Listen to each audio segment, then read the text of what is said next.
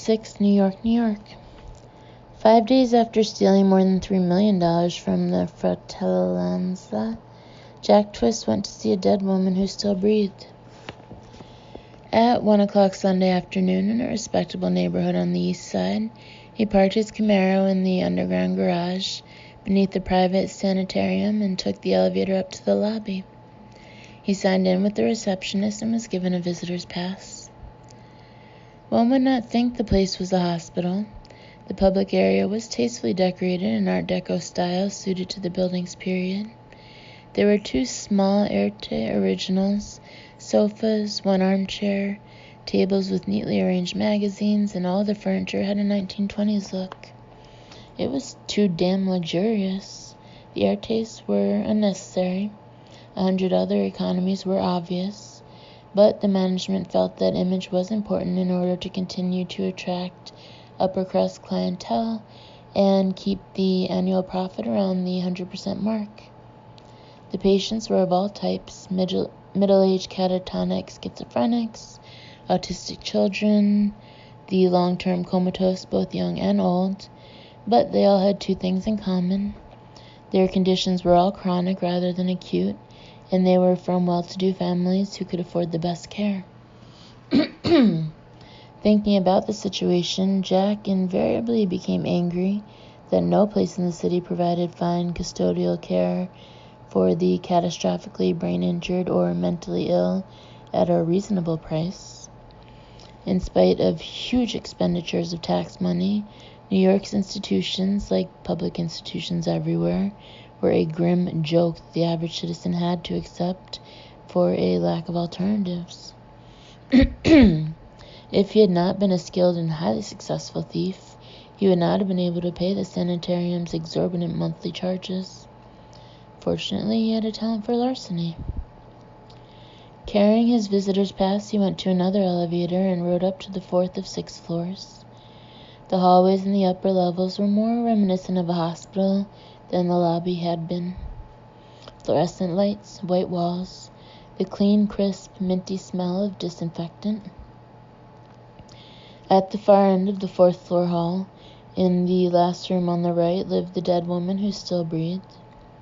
Jack hesitated with his hand on the push plate of the heavy swinging door, swallowed hard, took a deep breath, and finally went inside. The room was not as sumptuous as the lobby, and it was not Art Deco either, but it was very nice, resembling a medium-priced room at the plaza. A high ceiling and white molding, a fireplace with a white mantel, a deep hunter green carpet, pale green drapes, a green leaf-patterned sofa, and a pair of chairs. The theory was that a patient would be happier in a room like this than in a clinical room. Although many patients were oblivious of their surroundings, the cozier atmosphere at least made visiting friends and relatives feel less bleak. The hospital bed was the only concession to utilitarian design, a dramatic contrast to everything else, but even that was dressed up with green-patterned designer sheets. Only the patient spoiled the lovely mood of the chamber. Jack lowered the safety railing on the bed, leaned over, and kissed his wife's cheek. She did not stir. He took one of her hands and held it in both of his. Her hand did not grip him in return, did not flex, remained slack, limp, senseless, but at least it was warm. "Jenny? It's me, Jenny. How are you feeling today, You look good. You look lovely. You always look lovely." In fact, for someone who had spent 8 years in a coma, for someone who had not taken a single step and had not felt sunshine or fresh air upon her face in all that time, she looked quite good indeed. Perhaps only Jack could say that she was still lovely and mean it. She was not the beauty she had once been, but she certainly did not look as if she had spent almost a decade in solemn flirtation with death. Her hair was not glossy anymore, though still thick in the same rich chestnut shade as when he had first seen her at her job behind the men's cologne counter in Bloomingdale's 14 years ago. The attendants washed her hair twice a week here and brushed it every day. He could have moved his hand under her hair, along the left side of her skull to the unnatural depression the sickening concavity. He could have touched it without disturbing her, for nothing disturbed her anymore, but he did not, because touching it would have disturbed him. Her brow was uncreased, her face unlined even at the corners of her eyes, which were closed. She was gaunt, though not shockingly so. Motionless upon those green designer sheets, she seemed ageless, as if she were an enchanted princess, awaiting the kiss that would wake her from a century of slumber. The only signs of life were the vague rhythmic rise and fall of her breast as she breathed, and the soft movement of her throat as she occasionally swallowed saliva. The swallowing was an automatic involuntary action and not a sign of awareness on any level whatsoever. The brain damage was extensive and irreparable. The movements she made here and now were virtually the only movements she would ever make until, at last, she gave a dying shudder. There was no hope. He knew there was no hope, and he accepted the permanence of her condition. She would have looked much worse if she had not received such conscientious care. A team of physical therapists came to her room every day and put her through passive exercise routines. Her muscle tone was not the best, but at least she had muscle tone. Jack held her hand and stared down at her for a long time. For 7 years he had been coming to see her 2 nights a week, and for 5 or 6 hours every Sunday afternoon, sometimes on other afternoons as well. But in spite of the frequency of his visits, and in spite of her unchanging condition, he never tired of looking at her. He pulled up a chair and sat next to the bed, still holding her hand, staring at her face, and for more than an hour he talked to her. He told her about a movie that he had seen since his previous visit, about 2 books he had read. He spoke of the weather, described the force and bite of the winter wind. He painted colorful word pictures of the prettiest Christmas displays he had seen in shop windows. She did not reward him with even a sigh or a twitch. She lay, as always, unmoving and unmoved. Nevertheless, he talked to her, for he worried that a fragment of awareness might survive, a gleam of comprehension down in the black well of the coma. Maybe she could hear and understand, in which case the worst thing for her was being trapped in an unresponsive body, desperate even for one-way communication, but receiving none because they thought she could not hear. The doctors assured him that these worries were groundless. She heard nothing, saw nothing, knew nothing, they said, except what images and fantasies might sputter across short-circuiting synapses of her shattered brain. But if they were wrong, if there was only one chance in a million that they were wrong, he could not leave her in that perfect and terrible isolation. So he talked to her as the winter day beyond the window changed from one shade of gray to another. At 5:15 he went into the adjoining bathroom and washed his face. He dried off and blinked at his reflection in the mirror. As on countless other occasions, he wondered what Jenny had ever seen in him. Not one feature or aspect of his face could be called handsome. His forehead was too broad, ears too big. Although he had 20/20 vision, his left eye had a leftward cast, and most people could not talk to him without nervously shifting their attention from one eye to the other, wondering which was looking at them when in fact both were. When he smiled, he looked clownish, and when he frowned, he looked sufficiently threatening to send Jack the Ripper scurrying for home and hearth. But Jenny had seen something in him. She had wanted, needed, and loved him. In spite of her own good looks, she had not cared about appearance. That was one of the reasons he had loved her so much, one of the reasons he missed her so much, one of 1,000 reasons. He looked away from the mirror.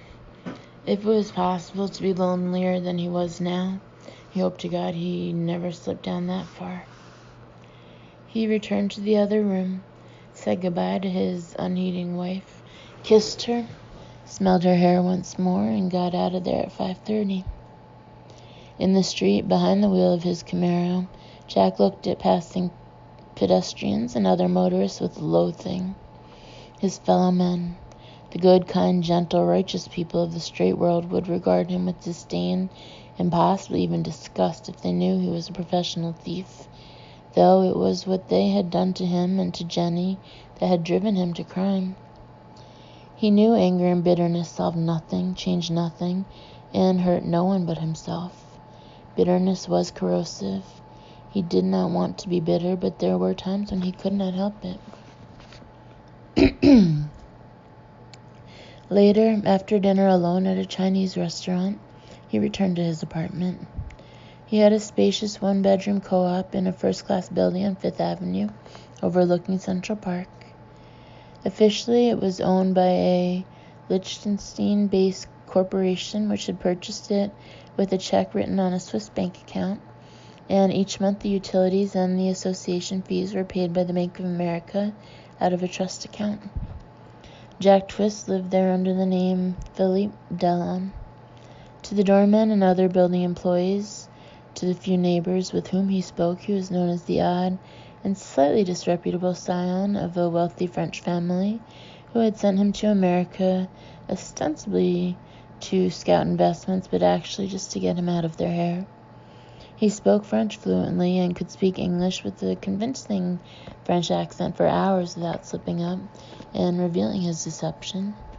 Of course, there was no French family, and both the corporation in Liechtenstein and the Swiss bank account were his, and the only wealth he had to invest was that which he had stolen from others.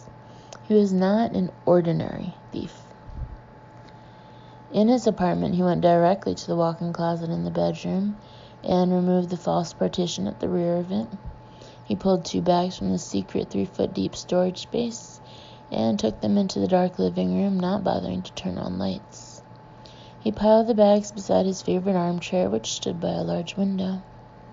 He got a bottle of Beck's from the refrigerator, opened it, and returned to the living room.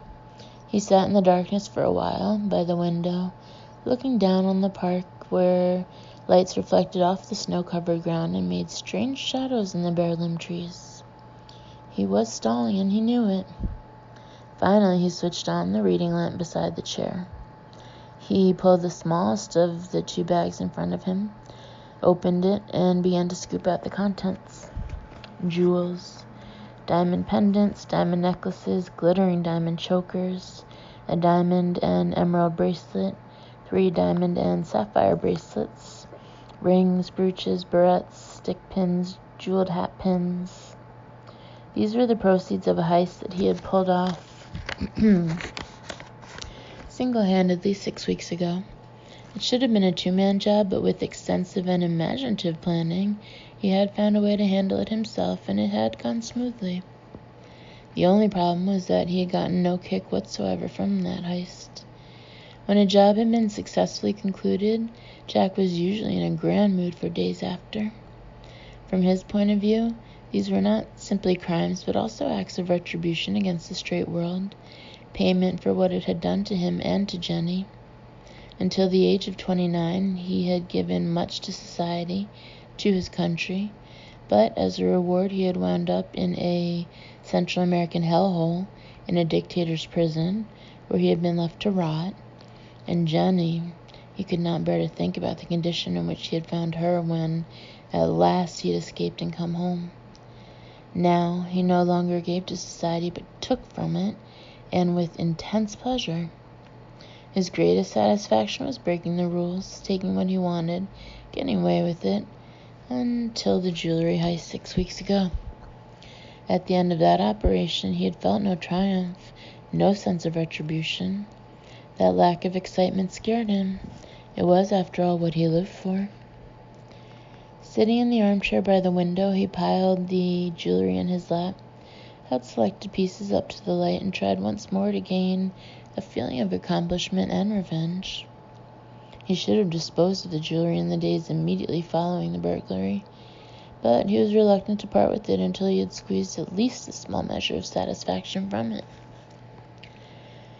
Troubled by his continued lack of feeling, he put the jewels back into the sack from which he had taken them. The other sack contained his share of the proceeds from the robbery at the Fratellanza warehouse 5 days ago.